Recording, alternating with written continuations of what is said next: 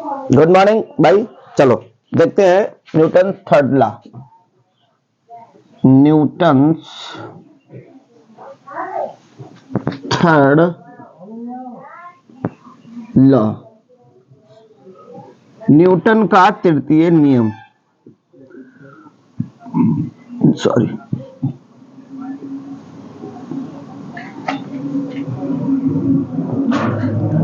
Newton का तृतीय नियम। भैया यार हम बचपन से पढ़ते आ रहे हैं, वही है न्यूटन तृतीय नियम। जो बचपन से पढ़ते आ रहे हैं उस बचपन के पढ़ने से आगे हमें कुछ बढ़ना है। क्या आगे बढ़ना है कि ये कहा जाता है कि अगर आप किसी को मारते हैं एक थप्पड़, क्या करते हैं, अगर आप किसी को एक थप्पड़ मार रहे हैं तो जितनी चोट उसके प्यारे प्यारे गालों पे लगेगी उतनी ही चोट आपके हाथों पर लगेगी। ऐसी बात होती है। तो ये पुरानी कहावत है यार, इस कहावत से हमें निकलना है। हमने थप्पड़ मारो, जितनी चोट उसके गाल को लगी उतनी चोट हमारे हाथ को लगी। ठीक है, मान लिया, चलो है, लेकिन इससे थोड़ा सा हटके हमें अब ऊपर जीवन जीना है। क्या होता है भैया, क्या है डेफिनेशन, क्या है? Every action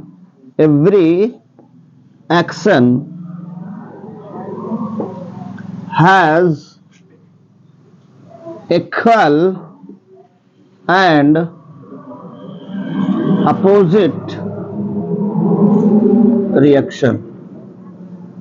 every action has equal and opposite reaction. प्रत्येक क्रिया के बराबर, प्रत्येक क्रिया के बराबर एवं विपरीत, प्रत्येक क्रिया के बराबर एवं विपरीत प्रतिक्रिया होती है। क्या होती है भैया? प्रतिक्रिया होती है। प्रत्येक क्रिया के बराबर एवं विपरीत प्रतिक्रिया होती है।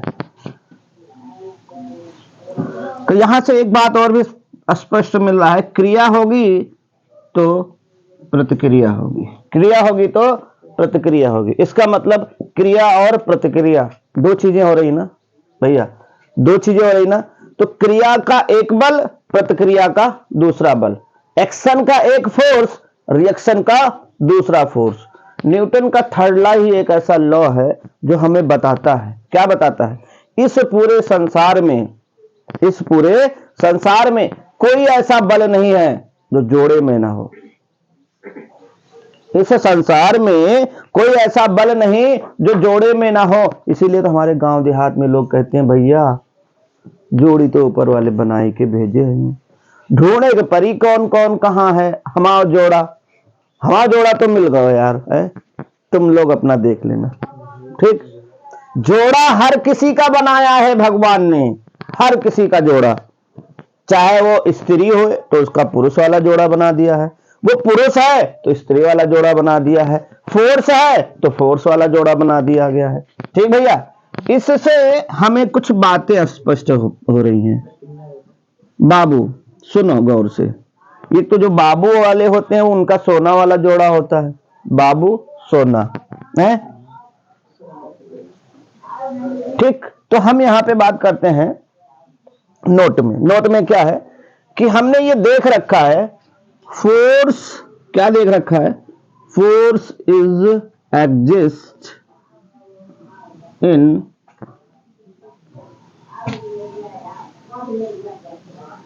पेयर।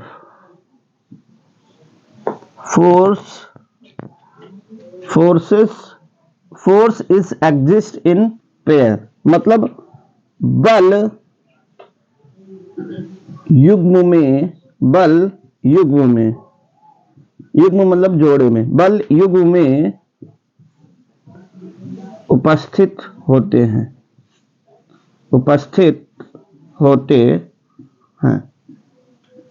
यह तो पता चल रहा भैया। और एक बात देखो, मैंने मारा उसकी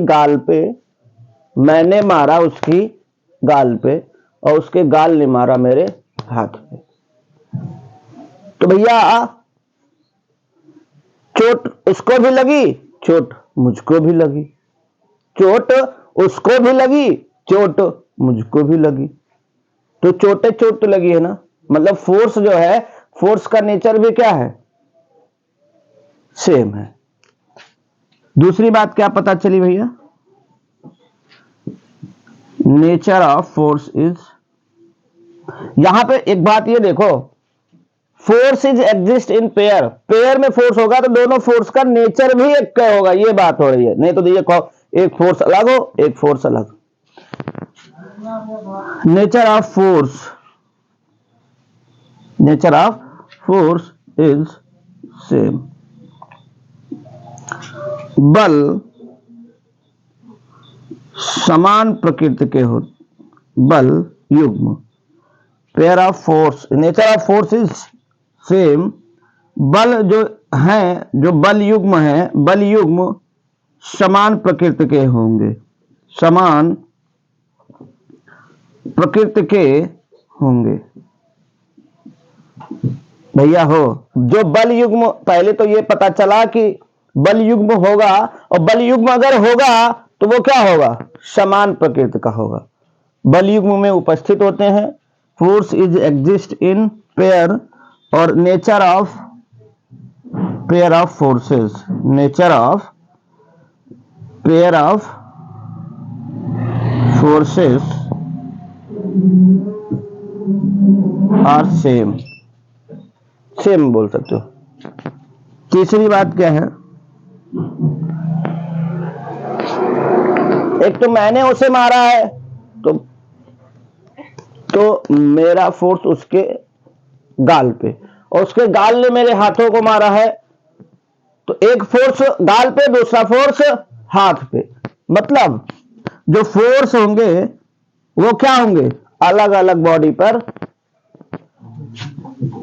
forces are act on different body. बल भिन्न वस्तुओं पर कार्य करेंगे, बल भिन्न वस्तुओं पर कार्य करेंगे। मेरी इतनी बात समझ में आ रही है? इस चीज को अगर थोड़ा सा इधर और गौर करके देखो, ये कोई एक बॉडी है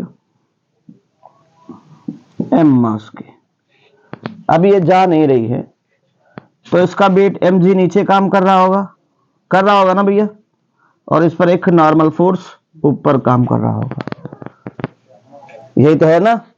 तो अगर ये ना ऊपर जा रहा, ना नीचे जा रहा, ना दाएं जा रहा, ना बाएं, तो यहां से क्या होगा, n बराबर mg। Action reaction, action reaction क्या है, मैं कह रहा हूं कि ये एक्शन है, क्या है, एक्शन, मैं कह रहा हूं कि ये रिएक्शन है। क्या ये सही है, क्या ये एक्शन है, क्या ये रिएक्शन है? अगर मैं कहूं क्या ये एक्शन है, क्या ये रिएक्शन है, तो मैं तुरंत ही काटूंगा इस बात को, नहीं ये एक्शन और रिएक्शन नहीं है। भैया डेफिनेशन के हिसाब से तो सही हो रहा है, एक्शन के ठीक बराबर एवं विपरीत अपोजिट डायरेक्शन में रिएक्शन होता है, ये ऊपर को है नीचे को है, बराबर भी है, एक्शन रिएक्शन तो होना चाहिए ना। लेकिन अभी अभी हमने ये देखा है कि फोर्स जो होता है वो पेयर में एग्जिस्ट होता है। तो ये देखो, ये नॉर्मल, ये हाँ पेयर में एग्जिस्ट होता है। उसके बाद क्या होता है, nature of pair of forces are same. एक तो ये नॉर्मल फोर्स है, ये कैसा फोर्स है, ग्रेविटेशनल फोर्स है, गुरुत्वाकर्षण बल है, और ये अभिलंब प्रतिक्रिया बल है। जब अभिलंब प्रतिक्रिया बल है और दूसरा गुरुत्वाकर्षण बल है, मतलब दोनों की प्रकृति सेम नहीं है, दोनों की प्रकृति सेम करनी है, तो इसका मतलब ये तो नहीं है। तो भैया देखो क्या होता है, हम लोगों ने जब एबीडी सीखा था तो ये पढ़ा था, जैसे ये मेज है, ये क्या है भैया, मेज ने इस पर एक नॉर्मल फोर्स लगाया, तो ब्लॉक भी तो एक नॉर्मल फोर्स इस पर लगाएगा, ये पढ़ा था ना, वो एबीडी में हम नहीं बनाते थे।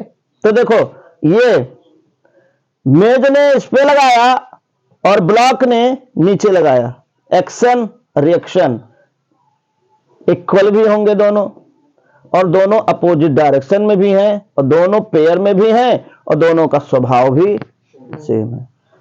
जब बात ये हो जाएगी कि ये ऊपर को जा रहा है ये नीचे, तो mg कहां से बदतमीज आ गो, mg कहां से आ गो? तो भैया ये अपनी पृथ्वी भी तो है, ये अपनी पृथ्वी भी तो है। पृथ्वी ने इस पूरे मेज को, मतलब पृथ्वी ने इसको अपनी तरफ खींचा है, ये पृथ्वी ने खींचा है ना।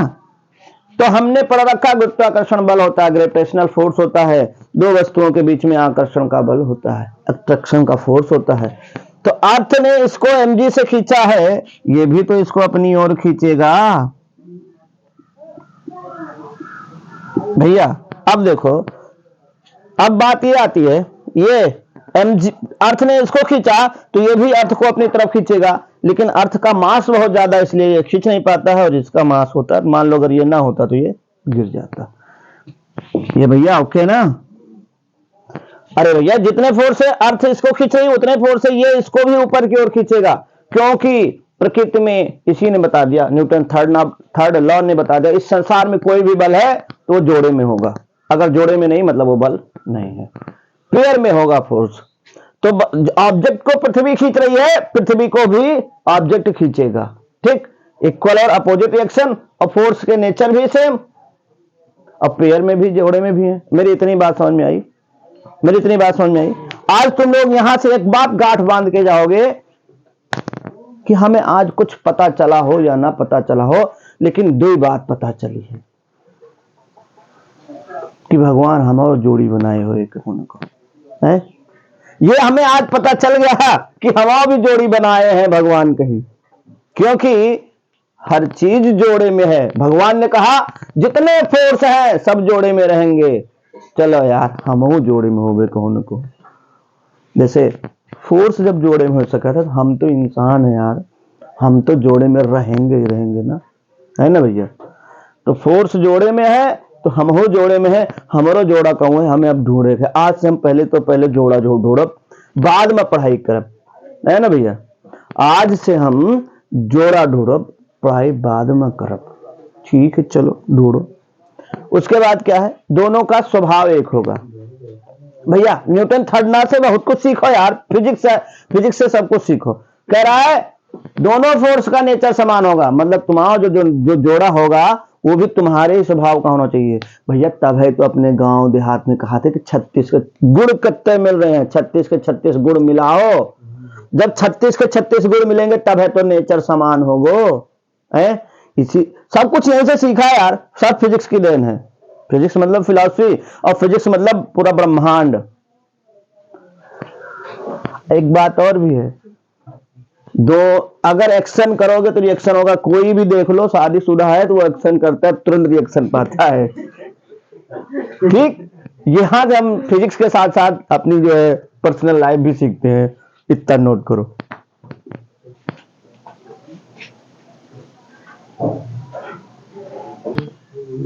चलो भाई, हाँ ए भाई, हम न्यूटन थर्ड लॉ पढ़ रहे हैं। इस लॉ से रिलेटेड कुछ अपने डेली लाइफ में एक्सपीरियंस है, आपने देखा होगा। आज तो नहीं होता है, पहले के जमाने में होता था, कुआं होता था। क्या होता था? कुएं में एक ऐसे वो घेरनी बनी होती थी यहाँ पर, यहां से ऐसे बाल्टी नीचे डालते थे, उसके बाद इधर से एक बंदा खड़ा होके खींच रहा होता था। पानी कुएं के अंदर है, बाल्टी है यार, पानी कुएं के अंदर नहीं है, बाल्टी है। ये क्या है? बाल्टी, बकेट। बाहर से कोई बंदा खींच रहा होता है, ऐसे ऐसे तो खींचते हो भैया पानी। अब तुम लोग कहा जानो यार, हम तो पुराने जमाने के हैं आदमी, बाबा आदम के जमाने से हैं हम, हमने देखा, हमने खींचा है। ऐसे कुएं से ऐसे खींचते थे, ऐसे बाल्टी रस्सी को है, और रस्सी अगर टूट गई तो बाल्टी नीचे गिर जाती थी और हम पीछे की ओर झुक जाते थे। क्यों? अभी हमने इसको ऐसे खींचा था, बाल्टी को ऊपर खींचा था तो बाल्टी ने नीचे अपनी तरफ खींचा था ना। अब बाल्टी टूट गई, नीचे गिर गई, तो हमने इसे खींचा था तो हम पीछे की ओर झुक जाते हैं। यह ऐसा होता था न्यूटन के थर्ड लॉ के कारण, क्रिया प्रतिक्रिया, ठीक। दूसरी बात, हे भैया राइफल देखो आप लोगों ने, ये बड़ा सा मैंने राइफल बना दिया,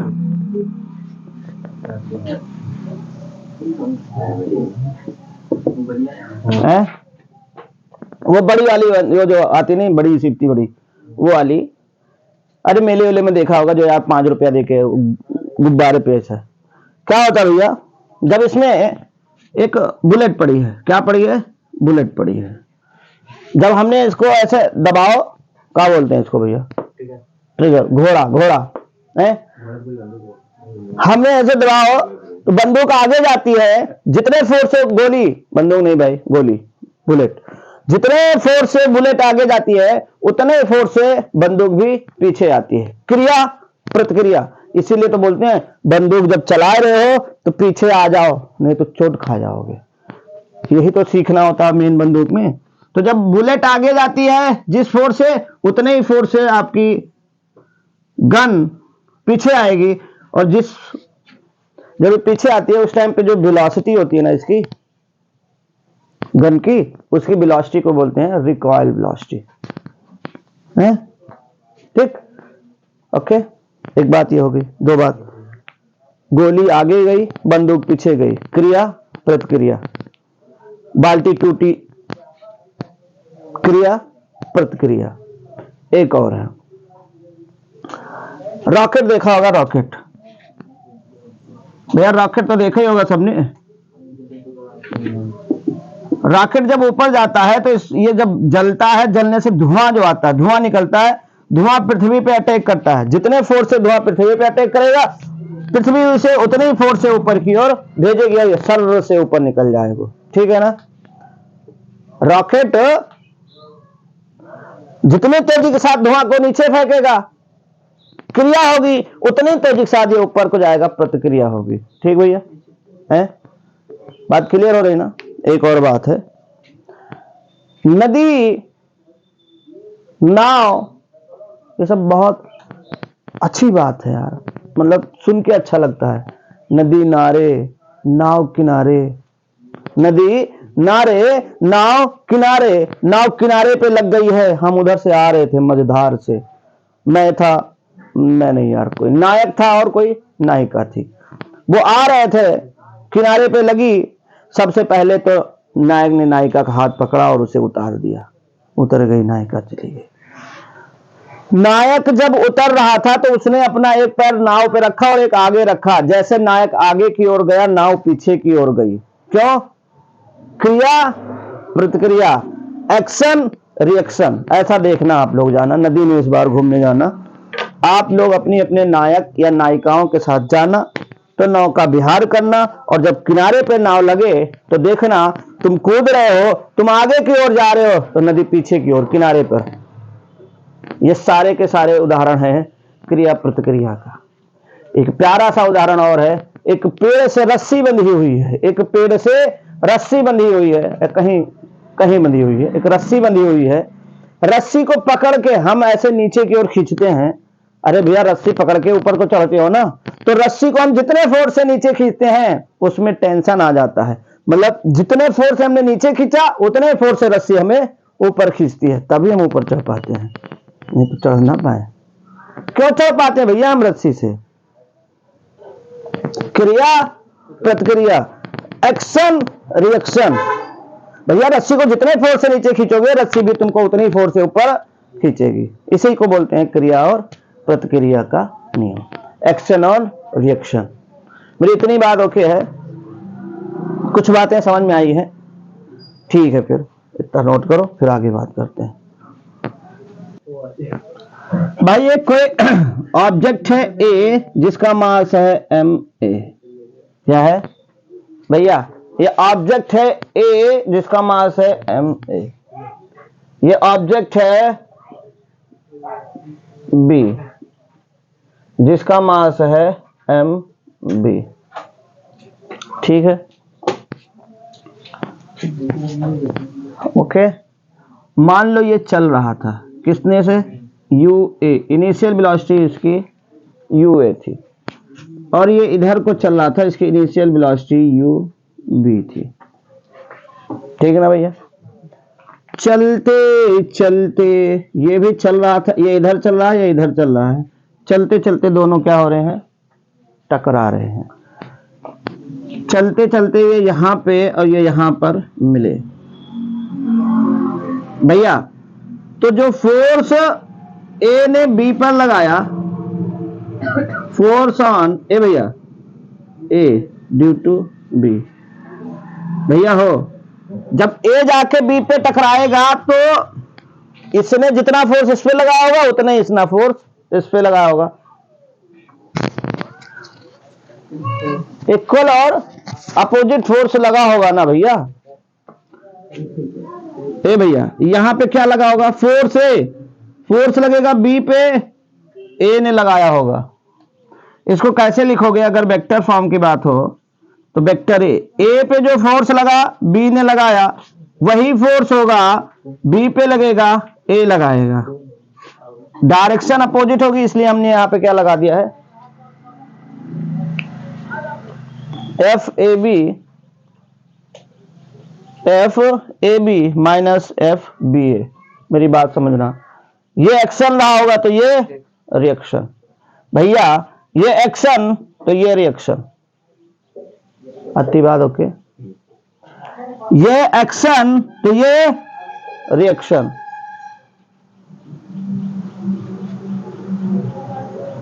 भैया एक ऑब्जेक्ट ए था, वो यू ए वेलोसिटी से जा रहा है, इनिशियल वेलोसिटी है। दूसरा ऑब्जेक्ट बी है जिसका मास एम बी है, वो यू बी वेलोसिटी से जा रही है।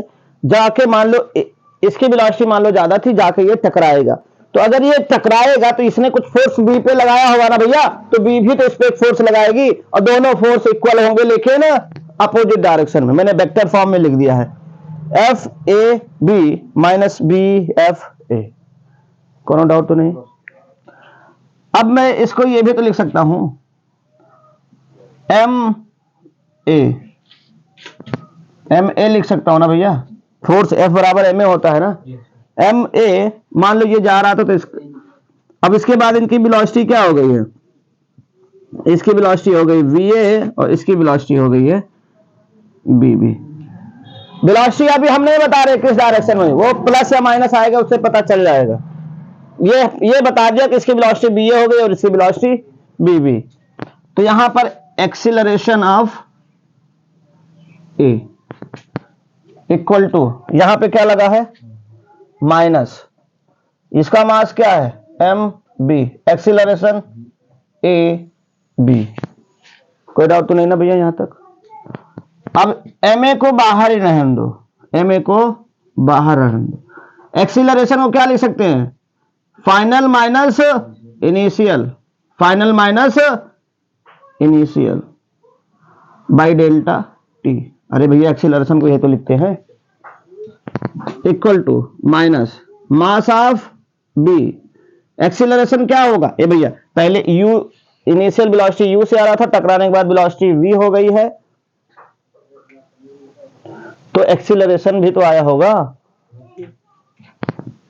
यहां पे वी ए वी वी है भैया, V V minus V A, अरे यार ये गलत का है, और यू बी, ठीक ना भैया।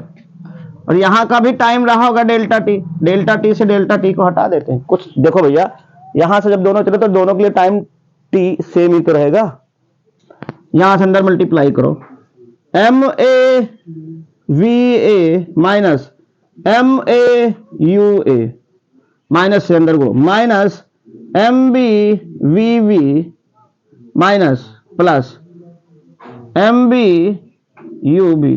ध्यान से देखना भैया, ये है, इसको इधर ले आओ, M A V A plus M B V B equal to M B U B plus, ये उधर गया एम ए यू ए। लिखा जा सकता है ना, लिखा जा सकता है ना भैया। अब ध्यान से देखो ये क्या है भैया, ये मोमेंटम हुआ ना, मोमेंटम किसका, ए का, प्लस और कौन सा है फाइनल मोमेंटम, ये क्या है मोमेंटम है, ये क्या है मोमेंटम है किसका, बी का, कैसा फाइनल। ये क्या है मोमेंटम है ए का, कौन सा इनिशियल, हाँ यार ये बी का है, और ये मोमेंटम है संवेग, ये ए का है, कौन सा है इनिशियल। है। अगर मैं ए और बी को एक सिस्टम मान लूं, क्या मान लूं, एक सिस्टम मान लूं, ए और बी को एक सिस्टम मतलब एक ही निकाय मान लूं, और यहां पर अब देखो कोई फोर्स नहीं लग रहा है, बाहर से कोई फोर्स नहीं लग रहा है, तो भैया ए और बी को मैंने एक सिस्टम मान लिया, तो मैंने इसका लिखा पी, और यहां पे क्या है फाइनल, और यहां पे क्या है पी इनिशियल। प्रारंभिक संवेग बराबर किसके होगा, अंतिम संवेग बराबर प्रारंभिक संवेग के। Final momentum equal to initial momentum.